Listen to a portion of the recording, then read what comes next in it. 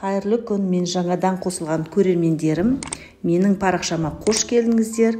Маған комментарий жазып, лайк басып, тіркеліп кетіңіздер. Бүгін мен өзімнің қысқа тұздалған қиярды жабу тәсілін көрсетемін. 3 килограмм қиярды жуып, екі басын алып тастадым. Қиярды алған кезде де түп жағы ачы болмау керек, сол жағын жақсылап таңдап алыңыздар. Енді қиярға батып тұратындай етіп мұздай су құйып қоямыз. 3 сағатқа салып мұздай суға салып қоямыз.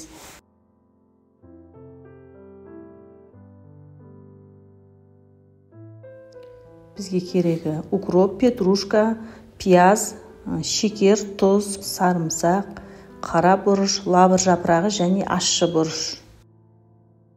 3 килограмм қиярға орташа осындай бір пияз жетеді. Осы пиязымызды қалыңдау етіп, дөңгелетіп турап дайындап аламыз. Және де сарымсақты мен 3 банкі дайындадым. 3 банкіге 2 сарымсақтан салам деп дайындап, осы бір сарымсақты 2-ге бөліп саламын.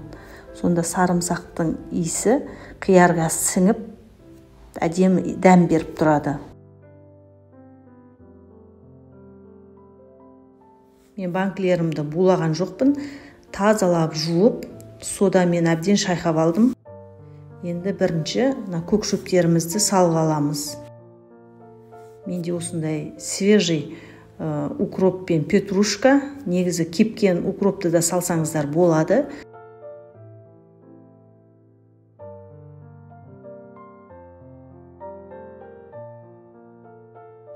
Осылай дайындап аласыздар.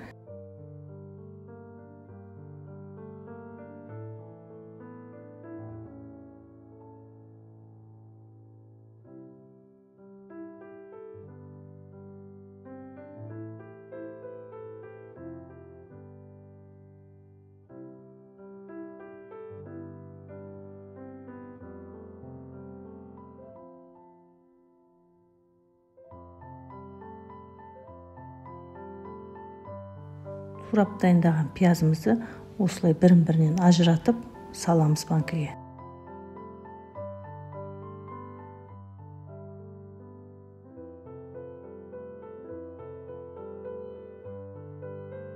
Сарымсағымызды саламыз банкімізге.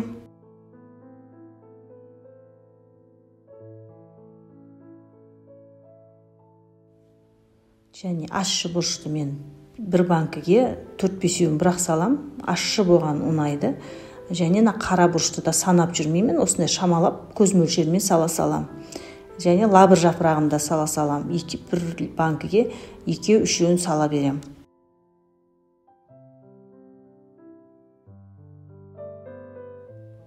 Енді қиярымызды банкіге саламыз. Мен қиярларымды тік-тік етіп қоямын. Сонда қияр көптеу кетеді банкіге.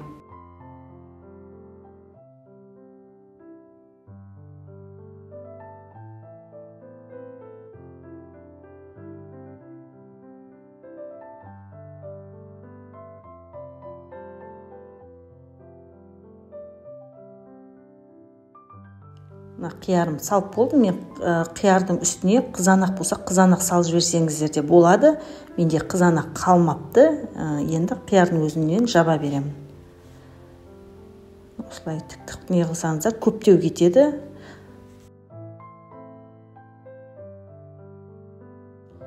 Үшінші банкіге қиярымыз аздау жетпей қалды.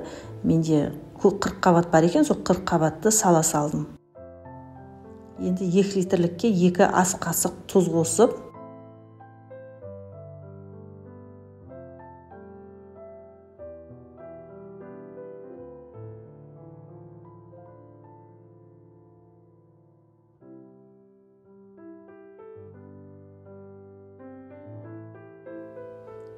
екі шай қасық шекер қосамын.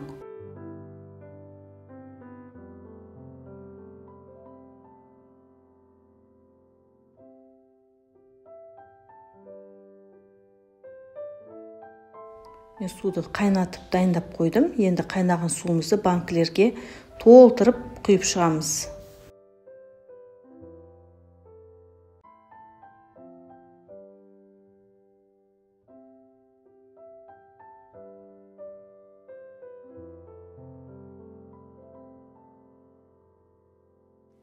Мен осы бір су құямын, 2-3 қайтара құйып, төгіп жүрмеймін.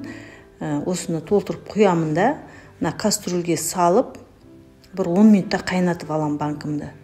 Сөйтіп банкымды жаба берем. Суын құйып болғаннан кейін мен жарты шай қасық 70% уксус құйып жіберем.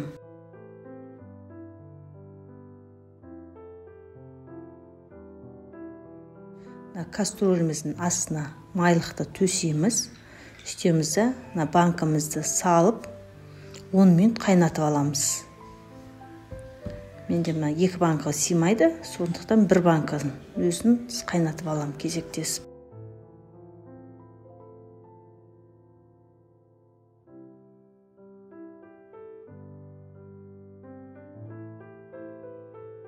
Банкым 10 минут қайнап болды.